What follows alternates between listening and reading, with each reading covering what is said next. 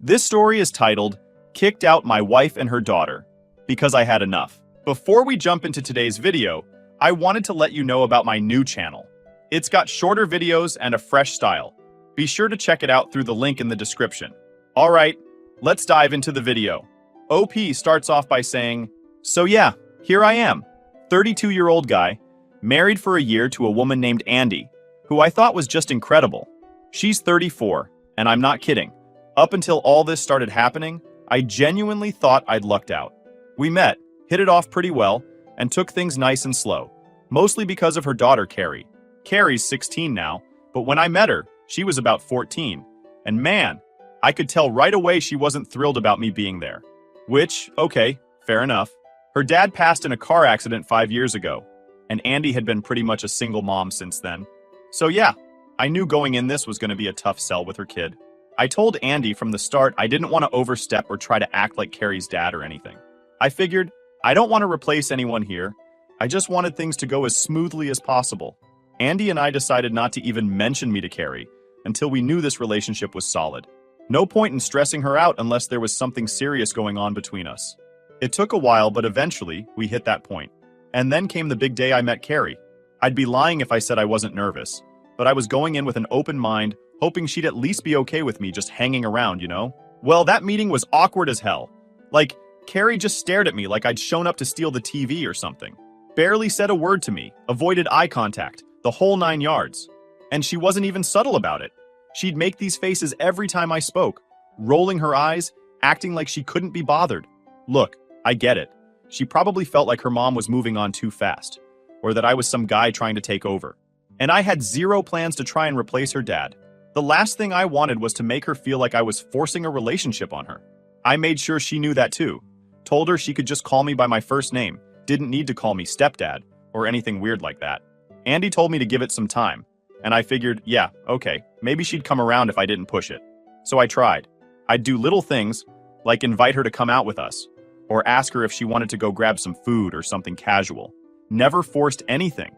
If she wasn't feeling it, I'd just back off. But man, every time I tried to engage, it felt like she'd throw a little dig my way, say something under her breath, or just flat out ignore me. I'd say something like, "Hey Carrie, you want to go to this new burger place with us?" And she'd just look right through me and say, "No thanks," in that tone. You know? Like I was wasting her time even asking. One time I suggested that maybe we could go see a movie she wanted, and she actually laughed. She was like, "Oh, I don't think you'd get it," with this sneer. I mean, all right, it's a teenage thing maybe, but it felt like she wasn't even trying. Andy would always tell me, "She'll warm up, just give her time." But sometimes I'd think, how much time do I have to give? Things stayed awkward. I'd see glimpses where I thought maybe Carrie was thawing a bit. Like she'd actually answer a question now and then, without the usual eye roll or sigh. But every time I thought we were getting somewhere, it was back to square one. Like this one weekend, when we all went to Andy's parents' place for a family thing. I thought, okay, neutral territory, maybe things will go smoother. Nope. Carrie avoided me the entire time and made this huge deal about sitting as far from me as possible at every meal. At one point, she actually got up and switched chairs because she thought I was sitting too close. I'd bring it up with Andy, try to talk about it, you know, just to see if maybe there was something I was missing or something I could do differently. And Andy was always like, "Just let her be. She's been through a lot, losing her dad and all. She'll come around." I understood where she was coming from, but it felt like I was supposed to just stand there and take it without saying anything. And maybe I should have, I don't know. I kept telling myself it would get better, but it didn't. After a while, I was starting to feel like a guest in my own relationship. Like if Carrie didn't want me there, I didn't belong. I kept wondering if I'd ever even have a decent conversation with her without her snapping back or blowing me off. Andy would always try to play peacemaker, but honestly, I felt like she was stuck in the middle, and I didn't want her feeling like she had to choose between us. Now, I know how this sounds. Some might say, hey, it's just teenage stuff, but this wasn't normal. It felt personal.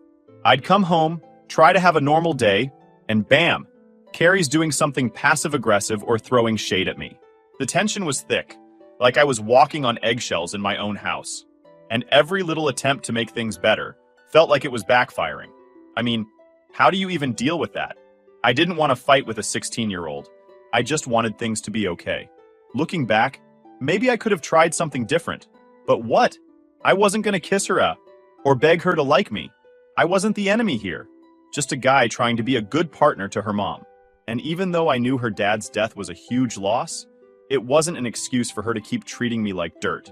I tried to be the bigger person, to just let her comments and attitudes slide, thinking maybe she'd grow out of it. But honestly, I was starting to get fed up. How much was I supposed to take? Andy kept saying she'd get better, but I was stuck waiting, hoping this invisible, better time would come. And every time Carrie ignored me, every time she threw one of her attitude bombs, it felt like another slap in the face, like I wasn't good enough to be part of their lives. Anyway, I'd convinced myself that once we all moved in together, things would change. That maybe she'd feel more at home and maybe start seeing me as more than just mom's annoying new husband. I'd never lived with a teenager before, so I thought it was just going to be an adjustment period. Thought I'd get to know her better. Maybe even grow close, as wild as that seems now. But if I'd known what was coming, maybe I would have thought twice about getting that serious with Andy at all. Moving in was just the beginning of a whole new level of chaos. And as much as I wanted to believe Carrie would come around, the truth was, I was diving headfirst into something I had no control over. And man, was I in for a rude awakening. So, we finally decided to take the plunge and all move in together. I was honestly hopeful that maybe Carrie just needed more time around me. Like maybe she'd just been feeling like a stranger in her mom's relationship this whole time, and that living together would help break down those walls. I was hoping for one of those moments where we'd all have some big family bonding experience, and Carrie would finally see I wasn't the enemy. But man, was I wrong. The second they moved into my place, it was like Carrie flipped a switch and took her attitude from distant and cold to full-blown hostility. I'm talking about trashing my stuff, giving me the silent treatment, and straight up treating me like I was some invader in my own damn house. She'd ignore me so hard that I'd actually have to double-check if I was even in the same room. It was like she saw me as some kind of threat that needed to be fought off at every turn. At first, it was small stuff, like leaving her dishes piled up in the sink, which I thought was a normal teenager thing. I'd just clean them up and move on because, picking battles and all that. But things escalated fast. I started noticing little acts of rebellion, tiny messes left around just to piss me off, towels thrown on the bathroom floor, garbage not taken out, random stuff like that. I'd mention it to Andy, hoping she'd see what was going on, but she'd just brush it off with, "Oh, it's just a phase, she'll grow out of it." Then one day, I come home from work and head into the kitchen, and there's glass all over the damn floor. I mean, shards of glass everywhere, like a whole set of plates and cups had been smashed. I thought maybe she had dropped something by accident, so I started cleaning it up. But then I noticed some of the pieces looked, like, intentionally broken. I'm talking about clean breaks, the kind you get from someone chucking stuff as hard as they can. I asked Andy about it, and she looked stressed but tried to play it off, saying, "Oh, she's just frustrated. I'll talk to her." And I'm like, frustrated? So what? She just goes full destruction mode now? But I bit my tongue and just let her deal with it, hoping maybe a talk from her mom would actually help. Well, it didn't. If anything, Carrie just doubled down. She started going for the petty stuff, and it was like she was finding creative ways to make my life hell. She'd leave half-empty cans of soda tipped over on the coffee table, so the drink would spill all over, and then she'd leave it like that for me to find. Or she'd dump a whole bag of chips on the couch and just leave the crumbs smashed into the fabric staring right at me like, "What are you gonna do about it?" I tried to tell Andy, "Look, this isn't normal. She's going out of her way to be disrespectful." But Andy would always just sigh and tell me, "She's going through a tough time. Just be patient." Being patient was getting harder by the day. And yeah, I'll admit it, I have a bit of a temper, but I was really holding back for Andy's sake. I didn't want to be the angry stepdad or whatever, so I'd take deep breaths and try to ignore it, even though every time I came home, I had no idea what new mess Carrie had cooked up. And then came the big one. I'll never forget this because it's the day I finally lost it. I'd just come home from a long day, and as soon as I stepped inside, there was this god-awful smell, like something had died in there. I'm sniffing around, trying to find the source, and I finally realize it's coming from the fridge. I open it up, and there's raw chicken sitting out on the top shelf, just out in the open, not even wrapped. It had been left there for who knows how long because the stench was overwhelming. Turns out Carrie had taken the chicken out for meal prep, her words not mine, and just left it there, like she couldn't be bothered to clean up. I called her down, trying to keep my voice steady, and asked her what the hell was going on. She just shrugged and said, "I forgot." That's all she had to say. No apology, nothing. I ended up cleaning it myself, grumbling to myself the whole time, trying not to explode. But then, just a few days later, she topped even that. I walk into the garage to get something, and I find a bunch of my tools just lying around, covered in mud. Carrie had been messing around in there and decided to treat my stuff like it was some kind of playground. I asked her, "Why are my tools covered in mud?" And she just looked at me, deadpan, and said, "I needed them." So what? I finally snapped. I yelled, probably louder than I should have, telling her this was my house, and she needed to respect my things. Andy heard the whole thing and came rushing in, trying to mediate, telling me, "Please, don't make it worse."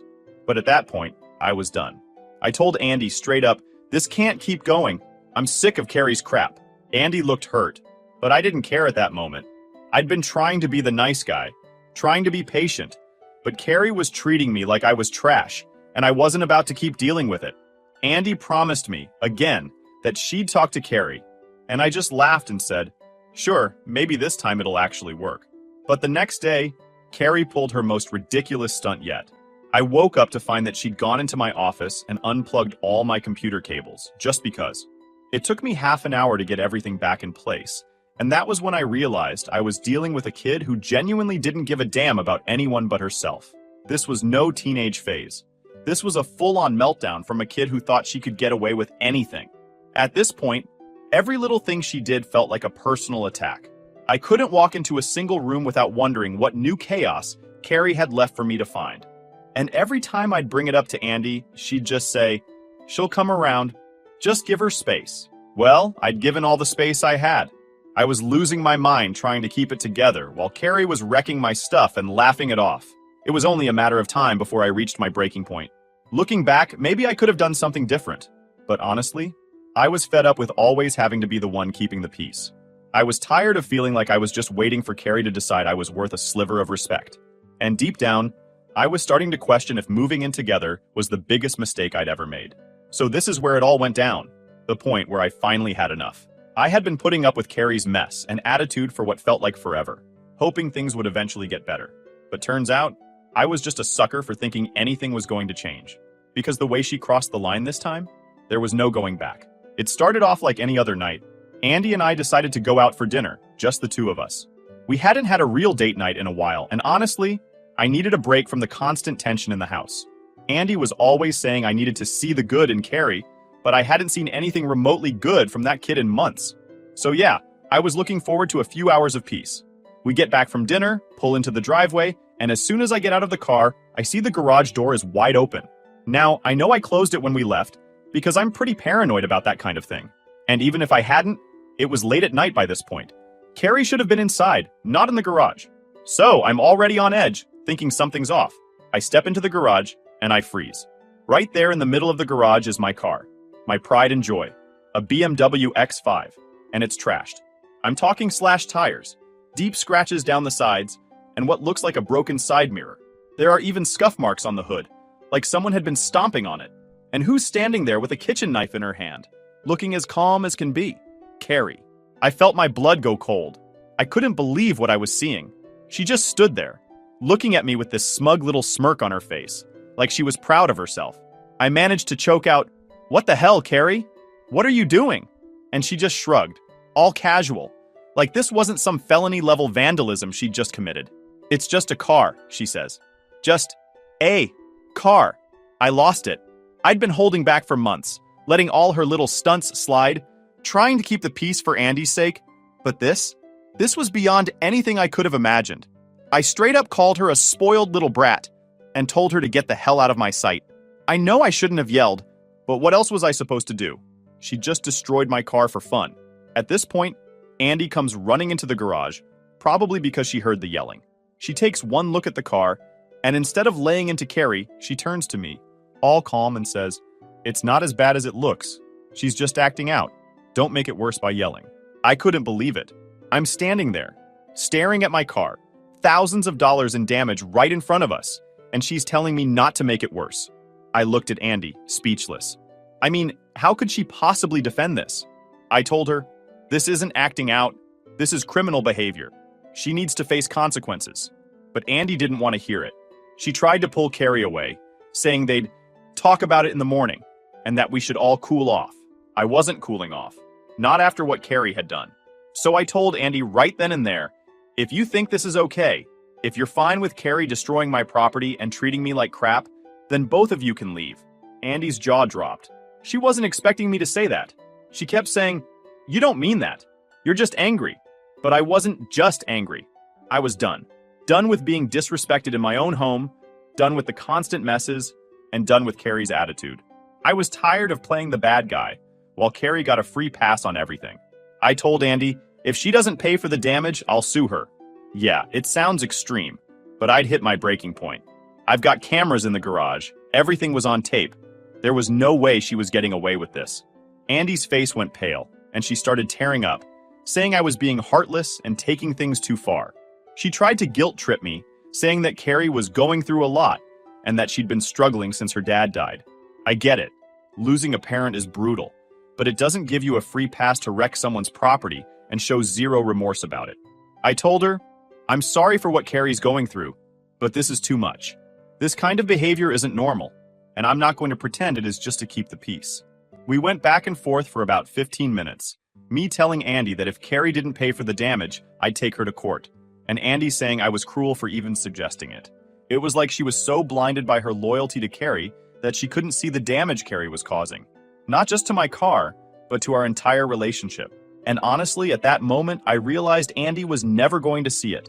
I had been fooling myself this whole time, thinking she'd come around and actually stand up for me. But here she was, defending Carrie even when the kid had slashed my tires and trashed my car. I looked at Carrie one last time, and she was just standing there, not a single ounce of guilt on her face. That smug little smirk was still there, like she'd won some game I didn't even know we were playing. That's when I told them both, "Get out! Pack your bags and go." They looked shocked, like they couldn't believe I'd actually followed through. Andy started begging me to calm down, saying we could work it out, that Carrie didn't mean it. But I was beyond caring at that point. I was done trying to fix things when it was obvious no one else was interested in making this work. As they left, I stood there, looking at the wreck that was once my car, feeling more drained than I've ever felt in my life. I'd spent a year trying to make this family work, putting up with so much crap because I loved Andy and wanted a life with her. But when it came down to it, Carrie's actions showed me exactly where I stood, and Andy's reaction proved it. That night, I sat in the quiet, wondering how the hell it had all come to this. I felt stupid for letting it go on this long, for hoping things would change when they never would. But one thing was clear. I wasn't letting Carrie or anyone else walk all over me anymore. This was the last straw, and I'd finally had enough. After they left, I sat there in the silence, feeling a weird mix of anger and relief. I kept looking out the window, half expecting Andy to come back, or for Carrie to storm in with another tantrum. But no one came back. For the first time in what felt like ages, the house was completely quiet. It hit me then that it was really over. This whole year had been this constant push and pull, with me trying to make things work, bending over backward to make everyone happy. But now that they were gone, I finally felt what it was like to have peace. And honestly, it was amazing. I went back into the garage to look at my car. The slashed tires, the scratches, the damage Carrie had done, it was all still there. Seeing it pissed me off, but at the same time, it was like a reminder of why things had to end. I didn't feel guilty for telling them to leave. After everything Carrie put me through and Andy just letting it slide, I knew this was the right decision. There was no going back. That night, I slept better than I had in months. I didn't have to worry about stepping on broken glass in the kitchen or finding my tools scattered all over the garage. I didn't have to walk into a room and wonder what kind of mess Carrie had left for me. For once, I actually felt at home in my own place. The next morning, I started making plans to move on. I knew I'd have to deal with the car situation, figure out if I was going to repair it or replace it, and maybe even file a police report if it came to that. But for now, I just wanted to enjoy the quiet, to actually feel like I was in control of my own life again. As the days went by, I started getting texts from Andy. At first, she was just checking in, asking if we could talk. She'd send these long messages, telling me how much she missed me, how she thought we could work things out, how Carrie was just acting out because of her dad's death. Same stuff she'd been saying all along. And honestly, it just reminded me why I couldn't keep doing this. I'd given it everything I had, tried to make it work, and Carrie kept pushing every single button I had while Andy defended her. I ignored most of the texts. I knew if I replied, it would just lead to another back and forth where she'd try to talk me into taking them back. But I wasn't interested. I'd made my decision, and I was sticking to it. A few days later, Andy showed up at the house. I hadn't answered her messages, so I guess she decided to try face-to-face. I opened the door, and there she was, looking all teary-eyed and apologetic. She told me how hard things had been for her and Carrie, how Carrie was still struggling with losing her dad, and how she thought I was giving up on them too easily. I just listened, but the more she talked, the more I realized nothing had changed. She was still making excuses, still defending Carrie, still refusing to see my side. Finally, I stopped her and told her, "Look, I've put up with this for a year. I've given everything I could to make this family work, and all I got was disrespect and chaos. I'm done." She looked hurt, but I could tell she didn't really understand. She started saying things like, "Carrie will change," and "We can work through this." But I wasn't buying it. I told her, "You had a year to make her understand that she couldn't just treat people like crap and get away with it, and you did nothing. I can't live like that anymore." After a long, awkward silence, she finally nodded and said she understood. I think, for the first time, she realized that I wasn't going to back down, that I wasn't going to let Carrie walk all over me anymore. She tried to say a few more things, but I just told her goodbye and closed the door. I wasn't going to let her guilt trip me into changing my mind. Once she was gone, I felt this huge weight lift off my shoulders. I'd been holding on to this idea of us being this happy little family, but that was just some fantasy I'd built up in my head. The reality was that I'd been living in a nightmare, and it was finally over. In the days that followed, I started putting my life back together. I focused on fixing up the house, getting things organized, making it feel like my place again. It felt like I was reclaiming my space, and with every little thing I did, I felt more like myself. People started asking questions, of course. Friends and family wanted to know what happened, why Andy and Carrie were gone. I kept it simple, just told them it didn't work out. No one really pushed for details, and that was fine by me. I wasn't interested in rehashing every little thing Carrie had done, or explaining why Andy hadn't backed me up. The people who knew me well could tell I was happier, and that was enough. There were moments, though, when I'd think back on it all and feel a bit of sadness, maybe a little regret. Not because I missed them, but because I'd put so much time and energy into something that turned out to be a complete mess. I'd wanted a family, wanted to be that supportive partner for Andy, and it hadn't worked out.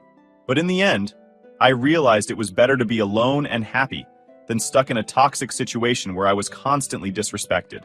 One day, I was cleaning out the garage and finally decided to get rid of some of the things that reminded me of Carrie and Andy. I tossed out some random junk they'd left behind. Old clothes, notebooks, whatever. And as I was doing it, I felt like I was really moving forward. Like I was closing that chapter of my life for good. Final update. So, after everything went down, Andy reached out, wanting to talk. I'll be honest, I wasn't thrilled to meet up, but I thought maybe there'd be some sort of closure, or maybe she'd finally see my side. We sat down, and she started talking about how we could work through it, and how I needed to just be patient. She wanted me to come back and try again, promising that Carrie would get better, that this was all just a rough phase. But I was done. I mean, I'd already been patient. I'd been giving chances for a year while Carrie wrecked my stuff and my peace of mind, and Andy let it happen every single time. I told her as calmly as I could, "I'm sorry, but I'm done, Andy. I can't keep doing this." I explained that I needed to think about myself for once, that this wasn't just about one incident, but a whole pattern of disrespect and chaos. And honestly, I could tell she didn't fully get it. I think she really believed this could be fixed if I just put up with Carrie's nonsense a little longer. But the thing is, I didn't want to put up with it.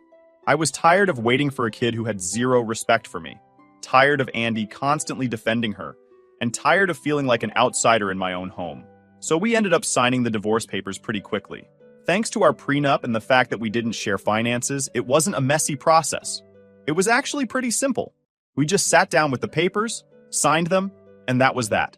No need to drag it out any more than we already had. In some ways, it felt surreal. Like, is this really it? But I knew deep down that this was the right thing to do. The relief I felt was all the proof I needed. Of course, there was still the matter of the car damage. That was where things got tricky. My insurance company wouldn't cover it because apparently vandalism wasn't included in my policy. So all 6,000 euros worth of damage was on me. Seeing that estimate was like a punch to the gut. especially after everything else that had happened. I told Andy straight up that Carrie needed to take responsibility for what she'd done and cover the costs. But surprise, surprise, Andy didn't have the money, and she wasn't exactly in a position to help. She'd moved back in with her parents and was struggling to find her own place, so her hands were tied. I debated for a while whether I should just let it go, but honestly, why should I? Carrie had to learn that actions have consequences, and I was tired of being the one constantly left to pick up the pieces. So, I made a deal with Andy. I'd cover the cost of the repairs up front, and she'd pay me back monthly until it was all settled. We even got it written up officially, just so there'd be no forgetting or backing out. I wasn't going to leave it to chance. And because I'd filed a police report, Carrie now has a criminal record. I know some people might think that's extreme, but if you'd been in my shoes, you'd understand. She brought this on herself. Maybe now she'd realize she couldn't just go around trashing people's property and expecting no consequences. The weeks that followed were interesting. I'll admit, it was strange at first, coming home to an empty house, without all the messes and attitude waiting for me. I'd grown so used to the tension that it took a little while to get used to the quiet. But the weird thing? After the first few days, I started to feel a lot lighter. It was like this massive weight had been lifted off my shoulders. I didn't have to worry about stepping on broken glass in the kitchen or finding my tools scattered all over the garage. For the first time in months, I actually felt at peace. Friends have been great through all of this. I told a few of them what happened, and they were all on my side. They kept telling me I'd done the right thing, that I needed to stand up for myself. It felt good to hear that because, honestly, there were moments where I wondered if I'd made the right call.